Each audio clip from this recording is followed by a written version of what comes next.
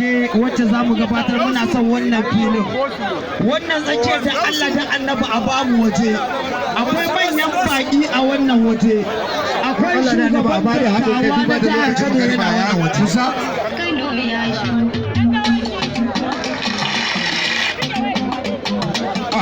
wanda yake ni na ce muku mai guri ya shigo